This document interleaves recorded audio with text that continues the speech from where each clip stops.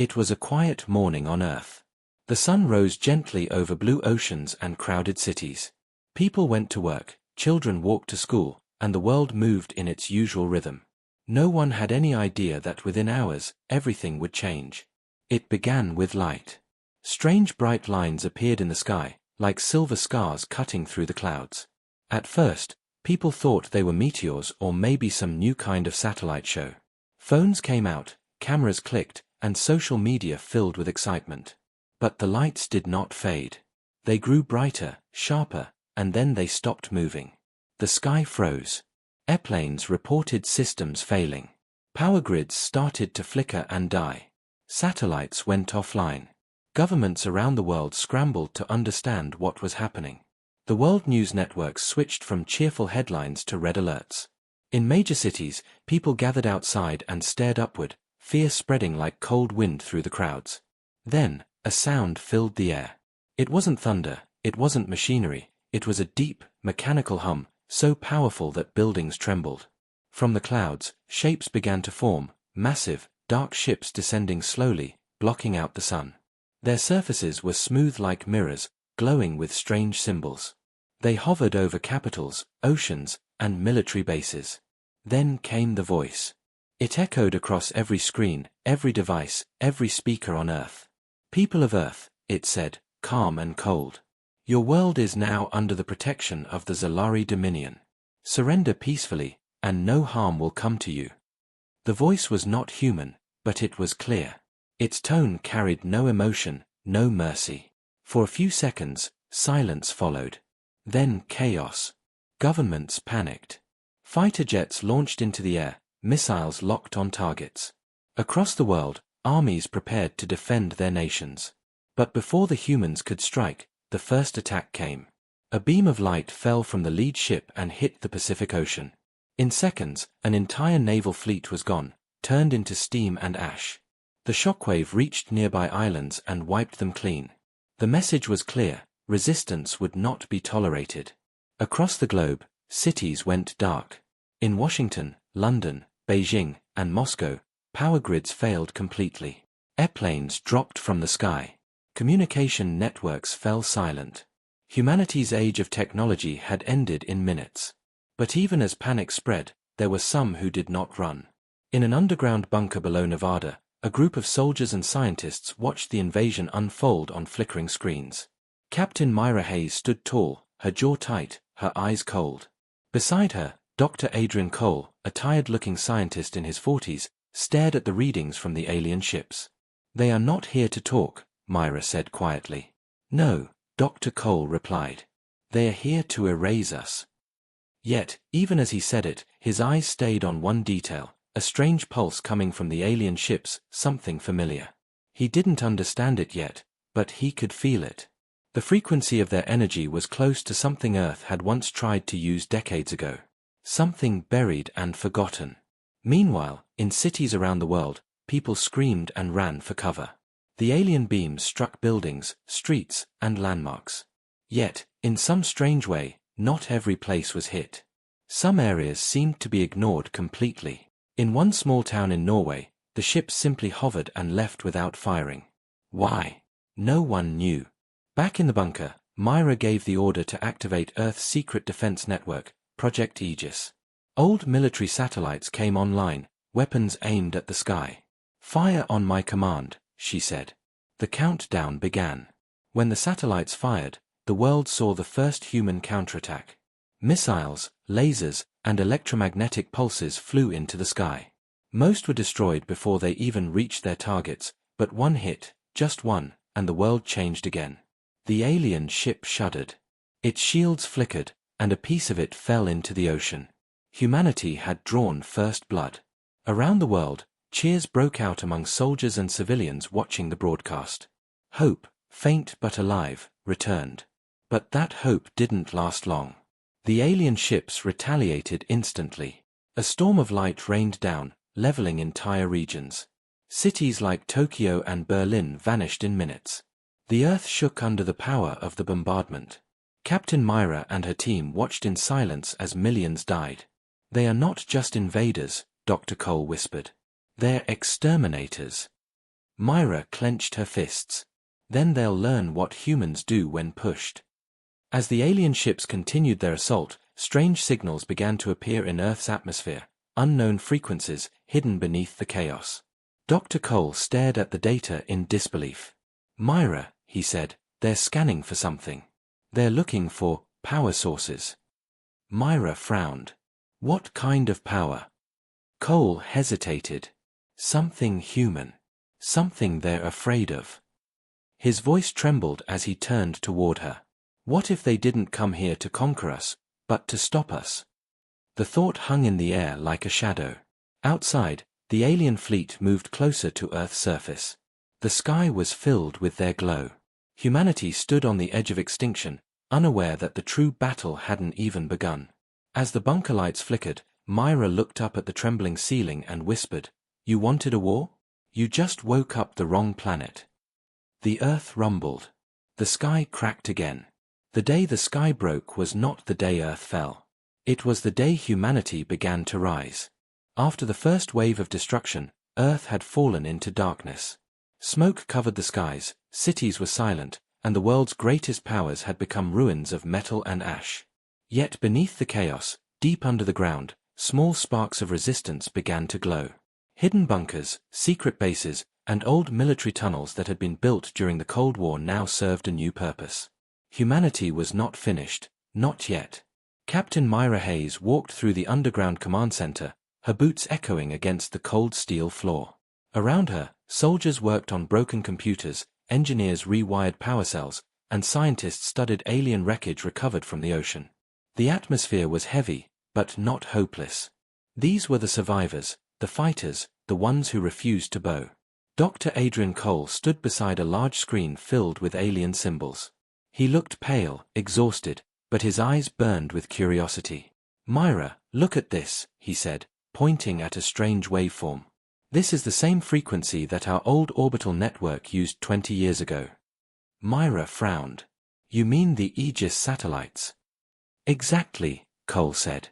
"They were designed to defend against asteroid impacts, but they were powered by a unique energy core, something similar to what the aliens are using now.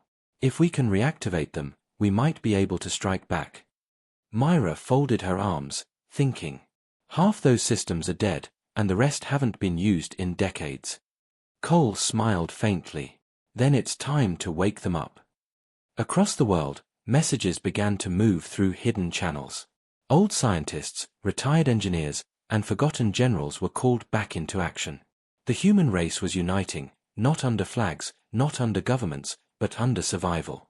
For the first time in history, humanity was one. Days passed. The alien fleet continued to hover over major continents, launching occasional strikes to keep humanity afraid. Their ships were massive and beautiful in a terrible way, like dark glass mountains floating in the sky. But they didn't move much. They were waiting for something. Some kind of signal. Inside the bunker, Cole and his team worked tirelessly. Using parts from fallen drones, alien fragments, and old human tech, they created a new energy converter. It was unstable, dangerous, but it worked. They could now power one of the Aegis satellites. Myra stood beside the launch console. "Once we activate it," she said, "they'll know we're still fighting." Cole nodded. "Then let's give them something to fear." The countdown began. When the old satellite powered up, the ground trembled slightly, and a beam of blue light shot into the night sky. It connected with one of the alien ships orbiting Earth. For a moment, there was silence. Then the alien ship shuddered, its shield cracked, and the entire thing exploded into a burst of white fire. The command center erupted in cheers. Around the world, the broadcast spread, proof that the aliens were not invincible. Hope began to rise again. But the celebration was short. Within minutes, the alien fleet responded. They bombarded the area where the satellite signal had originated. Entire mountain ranges were leveled, and the bunker shook violently. Myra and her team barely survived the collapse. When the dust settled, Cole coughed and looked around. "They know where we are now," he said. Myra wiped the blood from her forehead. "Then we move. We can't stay underground forever." As they prepared to evacuate, Cole looked at a strange piece of alien tech they had recovered earlier. It was small, like a crystal, glowing with faint light. He had noticed it resonated when the satellite fired. "Myra," he said softly, "this isn't just energy. It's alive. This technology reacts to us, it adapts." Myra raised an eyebrow. "You think they're using living energy?" Cole shook his head. "No. I think they're afraid we might learn to use it too." The two exchanged a long look, realizing what this meant. The invasion wasn't just a war for land, it was a war for evolution itself. Humanity had something the aliens feared. Something hidden deep within their own DNA, maybe dormant for ages, now beginning to awaken. While Myra led the soldiers north through destroyed cities and forests, Cole worked with what little equipment they could carry. He analyzed the alien crystal, and with every passing hour, he saw it responding to human touch, glowing brighter near them. It was as if it recognized them. That night, as the group rested in the ruins of an old observatory, they saw the alien fleet shifting in the sky. More ships arrived. The entire planet was being surrounded now. Myra watched through binoculars and muttered, "They're preparing for something bigger." Cole nodded. "They're scared." "Scared of what?"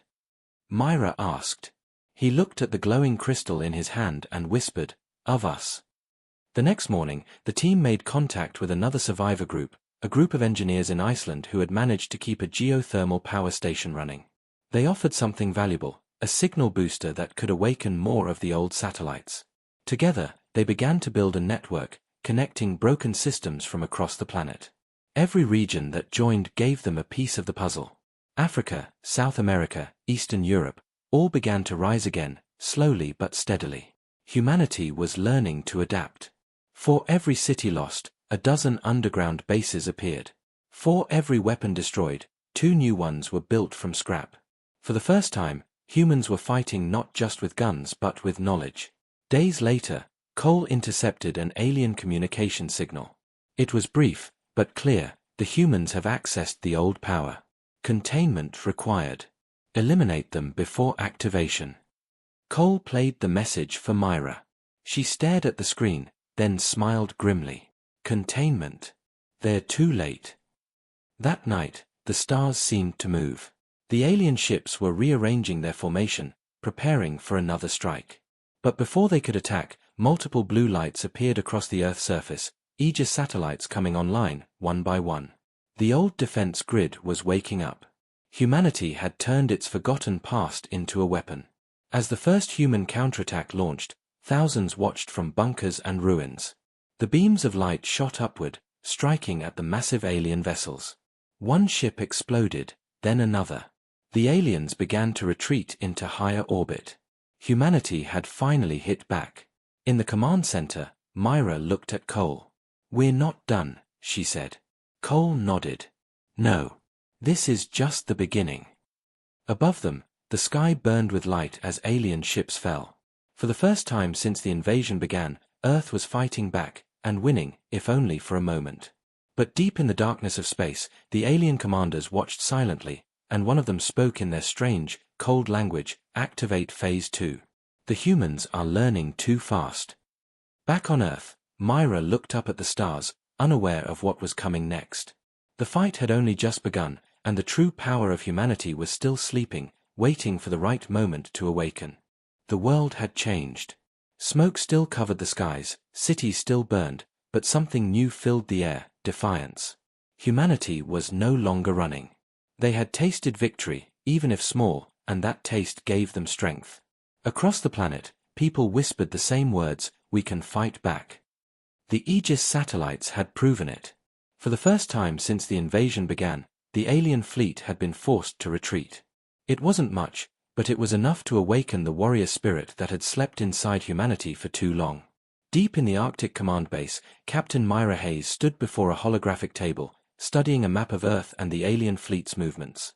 Red markers filled the globe, showing where alien ships hovered, and blue lights represented human bases. "We've managed to reconnect 30% of the Aegis network," Dr. Adrian Cole reported, his eyes red from lack of sleep. "That gives us limited orbital defense, but it's not enough to win a full war." Myra nodded, her expression calm but determined. "Then we hit where it hurts. Small, fast, unpredictable strikes. We make them bleed.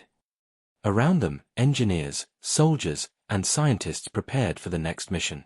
Humanity's new strategy was simple: fight smart, not strong. They couldn't match the alien firepower, but they could outthink them. For every direct hit, the aliens delivered destruction. For every trap, the humans delivered surprise. That was the difference. The aliens had machines, but humans had instinct. Later that day, Myra's team gathered near an old launch site in Kazakhstan. They had rebuilt a scrapped orbital shuttle and armed it with experimental railguns. Its name was Vanguard. "You're really going up there?" Cole asked, his voice heavy with concern. Myra smiled faintly. "Someone has to deliver the message. Humanity doesn't hide anymore." The shuttle roared to life, its engines glowing blue against the dark sky. As it lifted off, the team on the ground watched in awe. Humanity was returning to space, not as explorers, but as warriors. Once the Vanguard reached orbit, Myra and her small team faced a breathtaking sight. The alien fleet stretched across the horizon, massive ships glowing with eerie green light. They looked like mountains floating in the void. Myra's voice came through the comms, calm and steady. "Target the cruiser nearest the moon. Let's see if these things can bleed twice." The Vanguard fired its first shot. The railgun beam sliced through space, hitting the alien cruiser directly. The impact shattered part of its hull, sending fragments spinning into the void. Alarms blared across the alien fleet. Within seconds, hundreds of enemy fighters launched from the motherships. The battle had begun. On Earth, Cole watched the radar feed. "They took the bait," he said quietly. "Good," Myra's voice replied through static. "Let's dance." The alien fighters were faster, sleeker, and deadlier. But they weren't human. They followed patterns, algorithms, predictable paths. Myra's team moved unpredictably, diving, twisting, and countering in ways no machine could predict. One of the human pilots, Lieutenant Arjun, laughed through the chaos. "They can't follow our moves. They are confused." Myra smiled behind her visor. "That's because they don't understand fear. Or courage." The battle raged for hours. The Vanguard took heavy damage, but it survived. And more importantly, the aliens lost 2 cruisers. For the first time, the enemy retreated from orbit. Humanity had claimed a piece of the stars. Back on Earth, the victory spread like fire. Across ruined cities and shattered nations, people cheered. "We did it. We hit them in space. We're fighting back." The morale that had been lost was now reborn. But not everyone celebrated. In the alien command vessel, Commander Kareth watched the battle replay in silence. His tall, armored form stood motionless as the holographic projection showed his fleet's failure. "How?" one of his officers asked in disbelief. "They were primitives. They shouldn't be capable of orbital combat." Kareth's voice was low and cold. "You underestimate them. Humans don't fight for conquest. They fight for survival. And survival breeds innovation." He turned toward the stars, his glowing eyes narrowing. "Prepare the ground fleets. If they want to fight, we will bring it to their soil." On Earth, Myra's team landed the damaged Vanguard at an underground hangar. The crew was exhausted but alive. Cole ran to meet them, his face a mix of relief and fear. "You did it," he said. "You really did it." Myra nodded, removing her helmet. "We won a battle, not the war. They'll come harder next time." Cole hesitated. "And we'll be ready. I've been studying their tech, and there's something else you should see." He led Myra to a lab where a large piece of alien armor rested on a table. Inside it was a strange glowing material, pulsing like a heartbeat. "This isn't metal," Cole explained. "It's alive, some kind of bioengineered substance that adapts to damage. But when it touches human skin, it reacts differently. It grows brighter." Myra frowned. "Meaning?" Cole looked up at her. "Meaning it recognizes us. It's as if we share a common origin." Myra's stomach turned. "You're saying we're connected to them?" "Not exactly," Cole said. "Maybe they're connected to us." The thought was terrifying and powerful at the same time. Could humanity be more than what they believed? Had the aliens come to destroy them because they feared what humans could become? As Myra thought about it, alarms blared through the base. A soldier shouted, "Incoming!" Multiple targets descending fast. Everyone ran to their stations. The alien retaliation had come sooner than expected. Massive dropships entered Earth's atmosphere, burning through the clouds. The ground shook as they landed near several human strongholds. Thousands of alien soldiers poured out, tall, armored, with glowing weapons.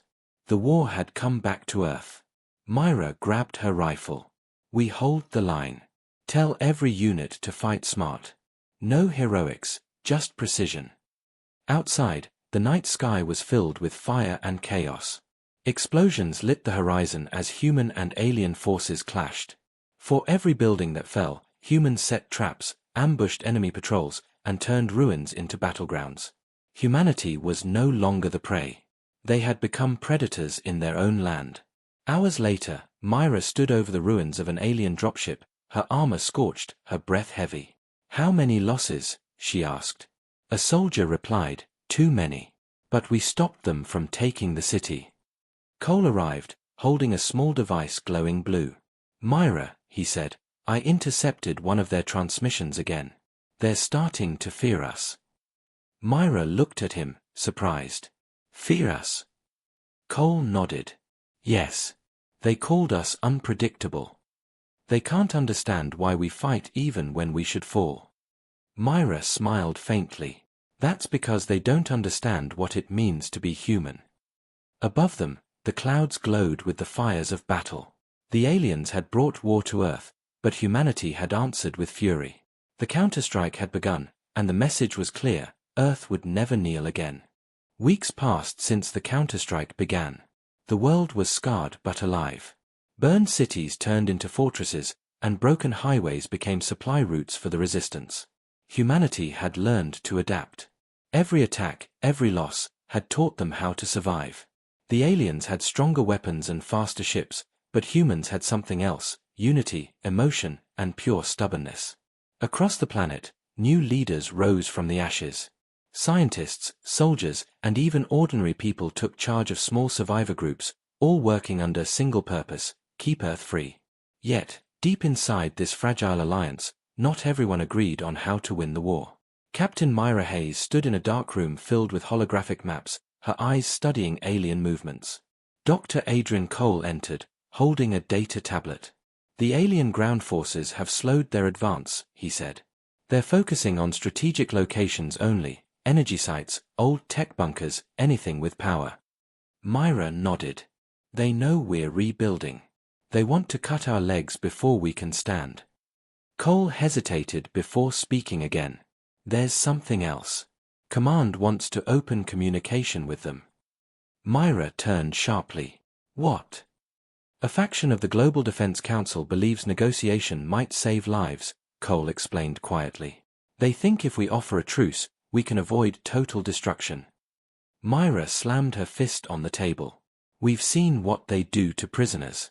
They don't make peace, they erase." Cole sighed. "I know. But some people believe surrender is survival." Later that night, while most soldiers slept, Myra walked the underground corridors of the Arctic base. She had seen too much death to believe in peace with monsters. Every image of burning cities and screaming civilians reminded her why they couldn't stop fighting. But in another hidden chamber of the base, a different conversation was taking place. High-ranking officers gathered around a transmission device, whispering into the static. The man leading them was General Rowan, an old strategist who had lost faith in the fight. His voice was low and desperate. "This war is already lost. We can't win against a species centuries ahead of us. If surrendering saves humanity, even as slaves, it's better than extinction." The alien voice that replied through the static was calm and emotionless. "Acceptable terms will be provided. Deliver the location of Project Dawnstrike, and we will cease hostilities on your region." Rowan hesitated, then whispered, "Agreed." He had no idea that someone was listening. Dr. Cole, while running diagnostics, intercepted the encrypted signal. His heart sank as he decoded the words. "No, this can't be." He ran down the hall, burst into Myra's quarters, and handed her the datapad. "They're selling us out," he said breathlessly. Myra read the transmission and felt her stomach twist. "Dawn Strike," she muttered. "If they find that, it's over." Project Dawnstrike was humanity's last hope, a secret weapon designed from alien technology capable of disrupting their energy fields. It was still incomplete, but if finished, it could end the war. Now it was in danger.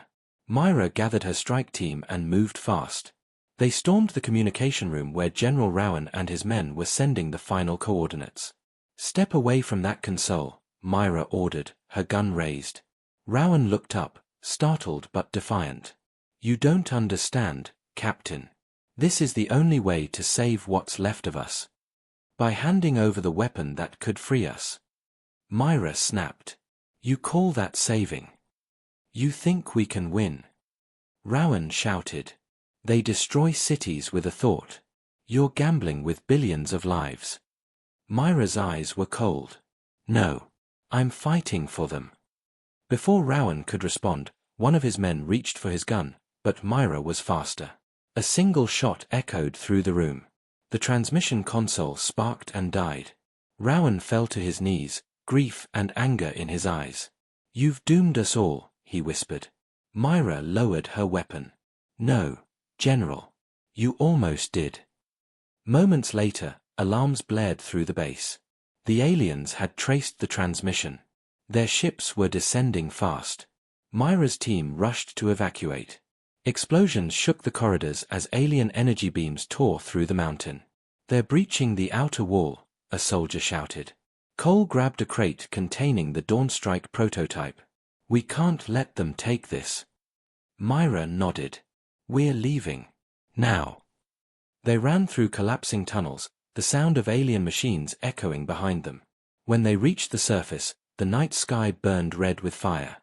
Alien drones hovered above, scanning for survivors. Myra and her team fled into the forest as explosions lit the landscape behind them. By dawn, the base was gone, buried under molten rock. Humanity had lost one of its strongest strongholds, but the weapon was safe. The cost, however, was heavy. Hundreds had died, and the remaining troops were scattered. As Myra and Cole rested in an abandoned farmhouse miles away, Cole stared into the morning light. "We can't keep running like this," he said softly. "We need a plan." Myra looked at the glowing crate between them. "We finish Dawnstrike. No more hiding, no more begging. If they want Earth, they'll have to fight for every inch." Over the next few days, news spread across the resistance. The Arctic base had fallen, betrayed from within. The truth hit people hard. Fear and anger spread quickly. "If our own leaders can turn against us," one soldier said bitterly, "then what's the point?" Myra knew morale was breaking. She needed to restore hope. Standing before a crowd of survivors in a ruined hangar, she spoke with fire in her voice. "They think they've broken us. They think we'll surrender. But they're wrong. Every time they burn a city, 10 more rise from the ashes. Every time they kill one of us, 100 more take their place. Humanity doesn't end. We evolve." Her words echoed through the hall, and for the first time in days, people stood taller. They had lost much, but they still had spirit. That night, Cole worked in silence, trying to repair the damaged prototype. As he connected the final cables, the crystal inside it pulsed with blue light. It was reacting stronger than before, almost alive. Myra watched it glow and said quietly, "They wanted it. They feared it." Cole nodded. "Because this isn't just a weapon. It's proof that we're changing. That maybe, we're becoming something they can't control." Outside, thunder rolled across the sky. Alien ships moved in the distance, searching for the resistance. But inside that small farmhouse, humanity's true weapon was being born, not just technology, but belief. The betrayal had nearly destroyed them, but instead, it united them stronger than ever. As the night deepened, Myra looked out the window at the stars and whispered, "They wanted peace through our surrender. We'll give them peace through their defeat." The war had entered a darker chapter, but the fire in humanity's heart burned brighter than ever. The world had gone quiet again, but this silence was not peace, it was the pause before a storm. After the betrayal and the fall of the Arctic base, the resistance was scattered across continents, hidden in mountains, deserts, and forests. The alien fleet hung above the planet like a shadow that never moved, watching, waiting. They believed humanity was broken, but they were wrong. In a small underground shelter in the ruins of Old Berlin, Captain Myra Hayes and Dr. Adrian Cole worked in secret with a small team of survivors. Around them, machines hummed softly as they rebuilt what had been lost, the Dawnstrike weapon. It was the last piece of hope humanity had, and Cole believed it was more than just a weapon. Every time we power it up, it reacts stronger, he told Myra, adjusting the controls on a glowing core. It's like it's learning from us. Myra crossed her arms, watching the blue crystal pulse with light. Learning how? It adapts, Cole explained. It's not just energy. It's something living, connected to us somehow. The more we interact with it, the more it responds. It feels like it knows us. Myra frowned. You're saying this thing is alive? In a way, Cole said. And it's waking up. Outside the bunker, the world was harsh. Alien patrols scoured the land, hunting for signs of resistance. Cities were under occupation, their skies filled with hovering ships. Yet even under the iron grip of invasion, humans found ways to fight back. Small rebel groups sabotaged alien bases, hacked communication lines, and spread messages of defiance. We are still here, their broadcast said, and we will rise again. These words became a symbol of hope. Across burned lands and shattered nations, people whispered them like a prayer. Meanwhile, in the Berlin bunker, Cole made a discovery that changed everything.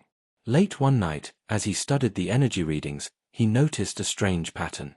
The core responded more strongly when humans were near it, especially when they were angry, determined, or afraid. Emotions made it stronger. Cole stared at the data, his heart pounding. It's responding to us, he whispered. To human emotion. Myra entered the lab and saw the glowing readings. What did you find? Cole looked up, his voice trembling with excitement. This isn't alien power. It's human potential. They invaded because they knew what we could become. Myra stared at the core, realization dawning. You mean, they feared us? Cole nodded. Yes. The aliens didn't come to conquer. They came to prevent evolution. Humanity is changing, our minds, our biology, even our energy. This war isn't just about survival. It's about stopping what we're becoming. As the truth sank in, Myra felt a surge of anger. They thought they could erase us before we reached our next stage. Cole smiled faintly. But it's too late. The next morning, Myra called a meeting with her commanders through a hidden communication network. The aliens think they're hunting the last of us, she said, her voice steady. But what they don't know is that we've found something they can't destroy. Something that belongs to us. Project Dawnstrike is nearly ready, and when it's finished, we'll strike back harder than ever. Her words spread across the resistance like fire. In South America, hidden fighters cheered. In the ruins of Tokyo, scavengers raised their weapons in the air. Even in the dark tunnels beneath London, families listening to old radios began to believe again. Humanity was not dying. It was transforming. Days turned into weeks as Myra's team worked non-stop. Cole began experimenting with controlled energy releases from the core. Each time, the results were stronger, more stable. But with power came danger. One failed test caused an explosion that destroyed half the lab. It's too unstable, one of the engineers warned. If we push it too far, it could wipe out the entire base. Cole wiped the blood from his forehead and said quietly, then we just have to learn to control it. This power belongs to us now. Myra looked at the glowing fragments of the core and whispered, we'll tame it. Just like we tamed the fire. Soon after, scouts reported movement in orbit. Alien ships were shifting position, forming a blockade over Europe. Cole studied the patterns and realized what was happening. They know where we are. They're preparing for a final strike. Myra gathered her soldiers. Then we finish the weapon before they arrive. The air grew tense as everyone worked through the night. Sparks flew, wires burned, sweat dripped, but no one stopped. Above them, the sky lit up with alien energy beams raining down across nearby cities. The invasion's second phase had begun. As the first blasts hit Berlin, Myra ordered the final activation sequence. The Dawnstrike core glowed brighter than ever before, filling the bunker with blue light. Cole shouted over the noise, "It's working. The energy is stabilizing." The ground shook violently as an alien beam struck the surface above them. The ceiling began to collapse. Myra looked at Cole. "Can we fire it?" Cole hesitated, then nodded. "Yes, but it needs a living link, someone to control it." Myra stared at the core, realizing what that meant.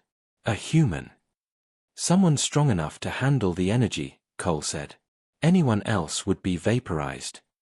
Without a word, Myra stepped forward. Cole grabbed her arm. "Myra, no. You don't know what it will do to you."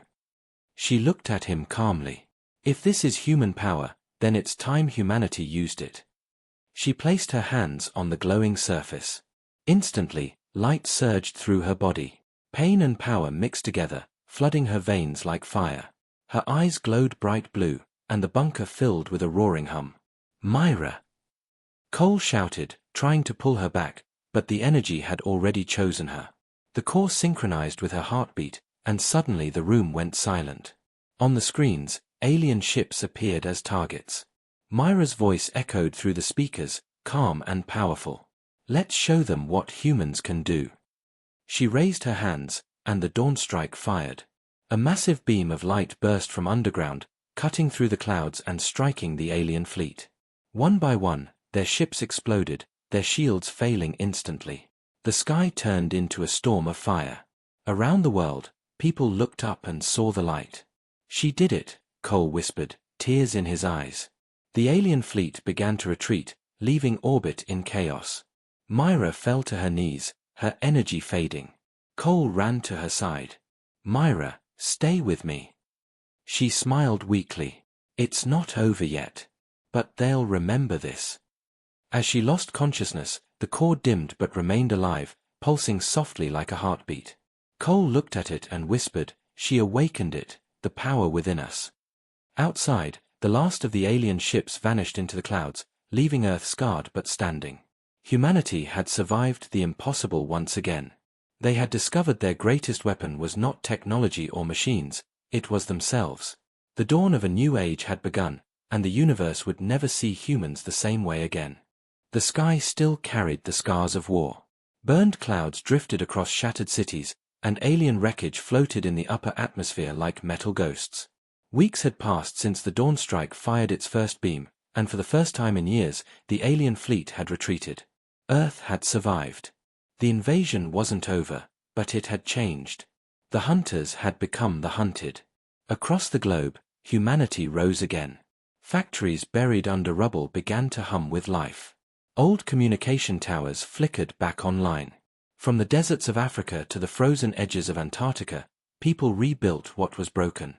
They called themselves the New Earth Alliance, a union of every surviving nation, no longer divided by flags or language. Their symbol was simple, a human hand reaching for the stars.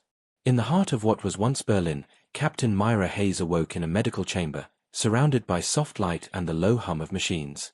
Her body was weak, covered in scars, but her spirit burned brighter than ever. Dr. Adrian Cole stood beside her, eyes filled with relief. "You've been asleep for 2 weeks," he said softly. "The Dawnstrike nearly destroyed you." Myra tried to speak, but her voice came out rough. "Did it work?" Cole smiled faintly. "It did. You drove them back. But they'll return, and this time, we'll be ready." Myra looked around. The base had changed. Soldiers moved with purpose, engineers tested new weapons, and scientists studied alien remains. Humanity was no longer reacting, they were preparing. Over the next few days, Myra learned that Dawnstrike's energy had spread across the planet. The blast had left traces of its power in the air, in the soil, even in people. Some humans had begun to develop strange new abilities, heightened senses, faster reflexes, stronger minds. Evolution had accelerated. The aliens' greatest fear was becoming real. "We're changing," Cole said one night as they stood over a map of active resistance zones. "Whatever Dawnstrike released, it awakened something in us. It's not magic or radiation. It's potential. The next step. Myra stared at her hands. She could feel it too, the pulse of energy inside her, faint but alive. Then we use it, she said. We turn their fear into our weapon. Plans were drawn, alliances forged, and for the first time, the humans prepared to take the war beyond Earth. Hidden launch sites reactivated old spacecraft, while engineers built new ones using alien parts. Operation Homebound, they called it, the first human offensive in space. The goal was simple: destroy the alien command ships orbiting Mars and cut off their invasion supply chain. As Myra led the new task force, Cole focused on finishing the upgraded Dawnstrike system. It would now be portable, capable of being mounted on ships instead of buried underground. Humanity was no longer playing defense. They were coming for the invaders. On launch day, hundreds gathered at the rebuilt spaceport in what used to be Kazakhstan. The ships, sleek and silver, bore both human and alien designs, a symbol of how far they had come. Myra stood before her crew, wearing new armor powered by Dawnstrike energy. "We've spent years running, hiding, bleeding," she said through the ship's intercom. "Today, we go where they never thought we could. Today, humanity takes the fight to the stars." The fleet lifted off, engines blazing against the dark sky. As Earth grew smaller beneath them, Myra looked out the window. For the first time, she felt hope, not just for survival, but for victory. The journey to Mars took days. Along the way, the fleet intercepted alien transmissions. They were frantic, disorganized. The invaders had never faced resistance like this before. When the human ships dropped out of hyperspeed near the Red Planet, the sight that greeted them was terrifying. Dozens of alien warships orbited Mars, their glowing green lights reflecting off the dusty surface. But humanity didn't hesitate. "All units," Myra ordered. "Target their command ships. Fire on my mark." The first volley of missiles streaked across space, slamming into alien shields. Explosions lit up the void. The aliens responded with plasma fire, tearing through 2 human ships instantly. But the others pressed on. Cole, monitoring from Earth, guided them through the chaos. "Their energy patterns are unstable," he said through the comms. "Hit the weak spots near the center hulls." Myra piloted her ship, Vanguard 2, straight toward an alien dreadnought. "Brace for impact," she shouted, as the ship shook violently from enemy fire. They were outnumbered, outgunned, but they were human. They didn't quit. Using a risky maneuver, Myra flew through the wreckage of a destroyed ship to get close enough to launch the portable Dawnstrike. "Cole," she called, "I'm in range." Activating the core. "Be careful," Cole warned. "It's not fully stable yet." Myra smiled.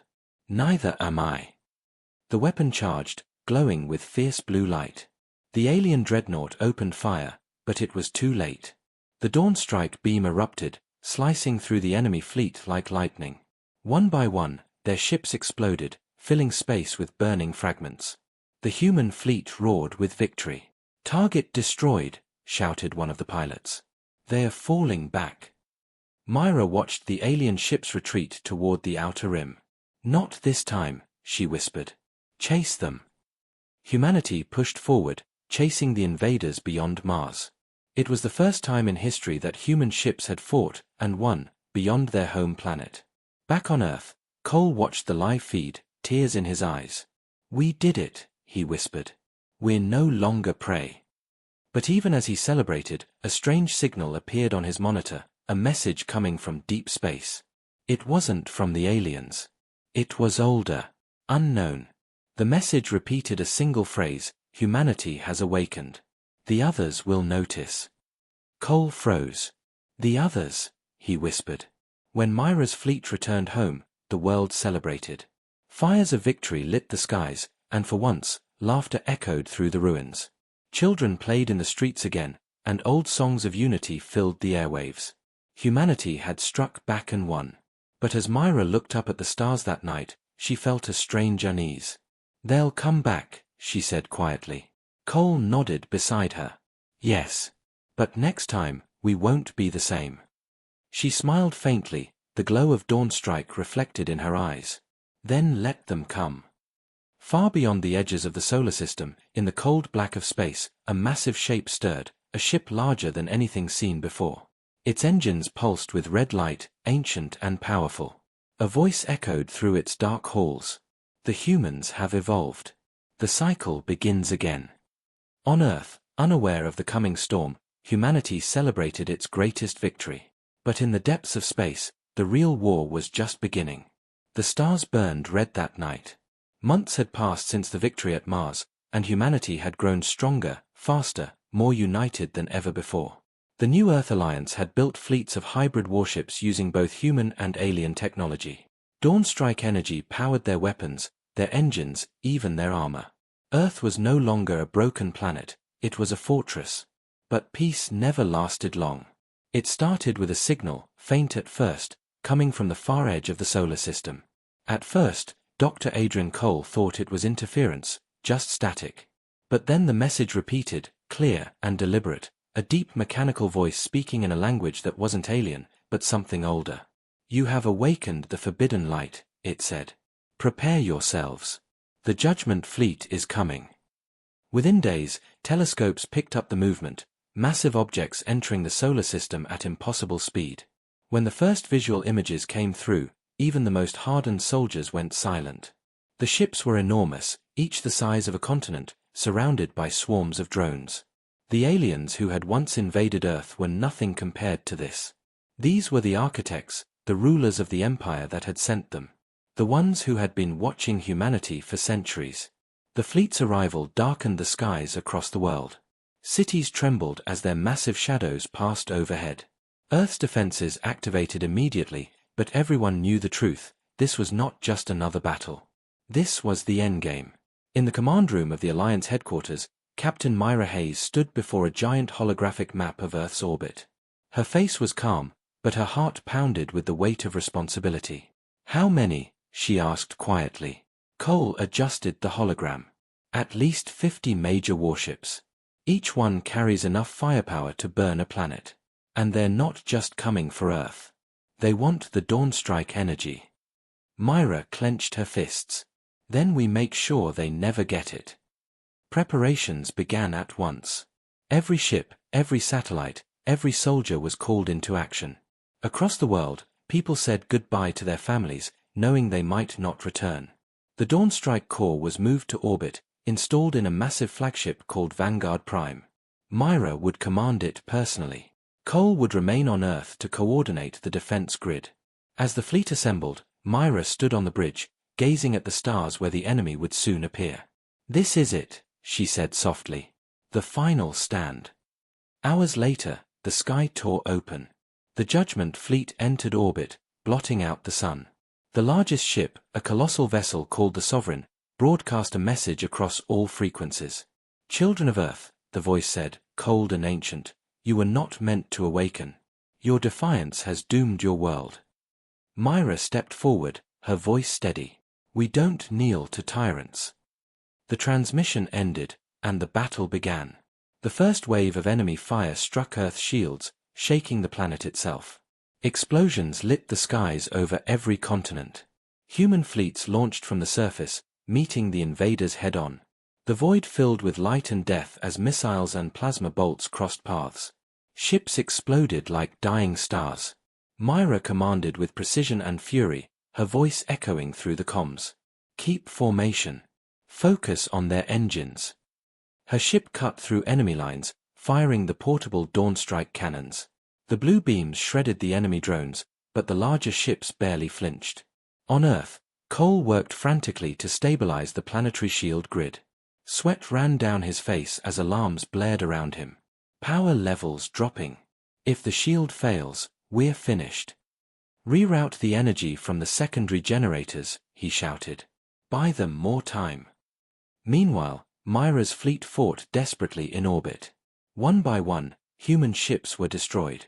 The Vanguard Prime shook violently as enemy fire hit the hull. "Shields at 30%, her second officer shouted. Myra gritted her teeth. "We hold the line. No retreat." She knew they couldn't win by force alone. They needed something greater, a miracle. Then Cole's voice came through the static. "Myra, listen to me. The Dawnstrike core, it's evolving. It's drawing power from the people. From every human on Earth. Their emotions, their will to survive, it's feeding the energy field. Myra's heart raced. You mean the more we fight, the stronger it gets? Exactly. It's responding to humanity's spirit. If we synchronize it across the entire fleet, we might be able to unleash a single blast powerful enough to destroy the Sovereign. Do it, she ordered. Sink every ship. We'll channel the light together. Cole worked furiously, linking every remaining ship to the Dawnstrike core. Across Earth and space, the lights dimmed as the system absorbed all available power. Myra closed her eyes, feeling the energy build. Through the comms, she heard voices, soldiers, pilots, civilians, all whispering the same words, for humanity. When she opened her eyes, the core was glowing brighter than ever, pulsing like a living heart. Now, Cole said. Fire now. Myra raised her hand. For Earth, she shouted, and unleashed the blast. The beam erupted from Vanguard Prime, spreading through the entire fleet, a wave of pure energy powered by human will. It struck the Sovereign directly, tearing through its armor like paper. The massive ship cracked apart, flames bursting from its core. One by one, the Judgment Fleet began to collapse, their systems overloading under the force of the blast. The explosion lit the entire sky, turning night into day. On Earth, people looked up and saw a streak of blue fire burning through the heavens. When the light faded, silence returned. The enemy fleet was gone. Only wreckage remained. The human ships drifted among the debris, their crews exhausted but alive. Myra slumped against her console, barely breathing. We did it, she whispered. On the ground, Cole stared at the fading energy readings and smiled weakly. You saved us all. But the victory came at a price.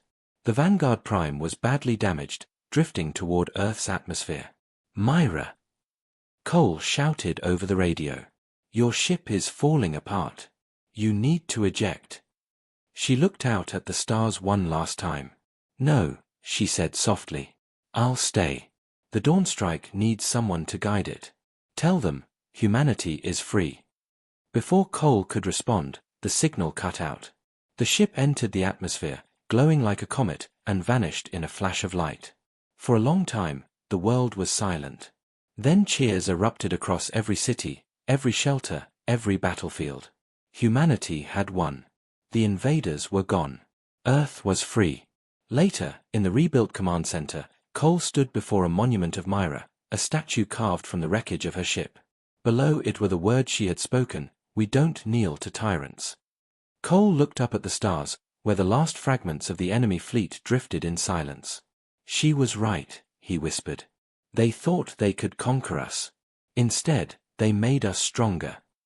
As dawn broke over a healing world, the sky glowed faintly blue, a reminder of the light that had saved them all. Humanity had faced extinction and won not through fear, but through unity, courage, and the unstoppable will to survive. The final stand had ended, but the legend of humanity was only beginning. The world was quiet again, but this silence felt different. It was not the silence of fear, but of peace, a fragile, golden peace that humanity had earned through fire and sacrifice. The sky, once filled with alien warships and burning light, now shone clear and calm. The scars of battle remained across the continents, but so did signs of rebirth. Green returned to the lands, rivers ran clean again, and the cities that had been shattered began to rise from their ashes. Earth was healing. Humanity was healing. In the weeks after the final battle, people emerged from bunkers, shelters, and underground bases to see the sunlight for the first time in years. Children who had grown up in darkness ran through the streets, laughing, while their parents stood in silence, unable to believe they were still alive. The alien threat was gone. The mighty Judgment Fleet had been destroyed, and the invaders' empire had fallen into chaos. Across the galaxy, other enslaved races rose up, inspired by Earth's defiance. They called humanity the Fierce Ones, the race that defied the gods and survived. Dr. Adrian Cole stood on a hill overlooking the ruins of the old world headquarters. Around him, workers rebuilt towers, engineers reactivated satellites, and scientists studied the remnants of alien technology. The Dawnstrike core, once buried deep beneath the Earth, now floated in orbit as a symbol of hope and power. It glowed softly, like a second moon. But to Cole, It was more than a symbol, it was a living memory. He still thought about Myra Hayes, the woman who had given everything to save the world. Her ship, the Vanguard Prime, had burned up in the atmosphere, but the Dawnstrike energy she carried had spread across the sky, protecting Earth from destruction. Some said she was gone. Others whispered that her spirit still lived within the core itself. Cole wanted to believe that. He often visited the monument built in her honor, a towering figure carved from the remains of alien metal, standing at the center of the new Earth capital. Beneath her statue were her final words, "We don't kneel to tyrants." Every morning, people came to lay flowers, medals, and broken weapons at its base. She had become more than a soldier, she was a symbol of what humanity had become, brave, unyielding, and reborn. The New Earth Alliance now ruled not with power, but with unity. Nations that once fought each other now shared technology, food, and dreams. There were no more borders, no more flags, only one world, one people. Under the guidance of Cole and the surviving commanders, the Alliance launched the Project Horizon Initiative, a massive plan to rebuild Earth and explore the stars. "We are no longer bound to this world," Cole said in his address to the people. "We have learned what it means to survive. Now, it's time to learn what it means to live." The crowd erupted with cheers, their voices echoing across the city. From that day forward, humanity began a new journey, not of war, but of discovery. Using alien technology and the power of Dawnstrike energy, they built ships capable of traveling beyond the solar system. The first fleet, named the Dawn Voyager program, was led by brave explorers, scientists, and engineers who would carry humanity's light into the galaxy. Before departure, Cole walked among the ships, touching each one with quiet reverence. He remembered Myra's words, "If they fear what we can become, then we must become it." Her belief in human potential had carried them through the darkest times, and now, that same belief would carry them to the stars. As the fleet prepared for launch, a strange phenomenon occurred. The Dawnstrike core in orbit began to glow brighter, pulsing faster, as if reacting to the moment. Energy waves rippled across the atmosphere, and every communication system lit up with a faint signal, one Cole had heard before. It was Myra's voice. "Adrian." The sound was faint, almost like an echo. Cole froze, his heart pounding. "Myra, is that you?" For a moment, there was only static. Then the voice came again, calm and strong. "The light is spreading. I can see them, the others. They're watching us." Cole stared up at the glowing core, his breath caught in his throat. "Where are you?" he whispered. The voice faded softly. "Everywhere." And then it was gone. Cole stood in silence, staring at the glowing orb above the planet. Tears filled his eyes, not from sadness, but from understanding. Myra had become part of the Dawnstrike energy, part of the force that now protected and powered their world. Humanity's hero had become humanity's guardian. That night, as the Dawn Voyager fleet launched into the stars, people across Earth watched the glowing trails rise into the sky. Children pointed upward, shouting Myra's name, and elders whispered prayers of gratitude. Humanity was no longer afraid of the unknown. They were the unknown now, the force that had defied extinction and reached beyond it. Weeks later, in deep space, one of the Voyager ships picked up an unfamiliar signal. It wasn't hostile, it was a message, encoded in a language similar to human patterns but older, wiser. The translation read, "To the children of Earth, we watched you rise from fire. We welcome you to the stars. But beware, your light will draw shadows." The crew looked at one another in awe. Humanity had entered a new era. They were no longer the weakest race in the galaxy. They were the spark that would change everything. Back on Earth, Cole recorded his final message to the people before joining the next fleet. "Once, we fought for survival," he said. "Now, we fight for understanding. The universe is vast, full of danger and wonder, but we are ready. The dawn has come, and humanity will never fade again." As the camera faded, the scene shifted to the sky, filled with stars, glowing softly against the black void. The voice of Myra echoed faintly, blending with the hum of the Dawnstrike energy. "They came to conquer," she said, her voice timeless and strong. "Instead, they awakened us." The screen faded to black, and a new symbol appeared, the emblem of the New Earth Alliance, a human hand reaching toward the stars, wrapped in a ring of light. Beneath it were simple words, "The fierce ones endure." And somewhere far beyond the edge of human reach, in the cold emptiness between galaxies, something stirred. Ancient eyes watched the growing light of humanity and whispered, "The age of man has begun." But on Earth, no one feared that future. Because for the first time in history, humanity knew who they were, what they could become, and how far they were willing to go. It was no longer the end. It was the beginning. The new dawn had arrived, and humanity's story was just getting started.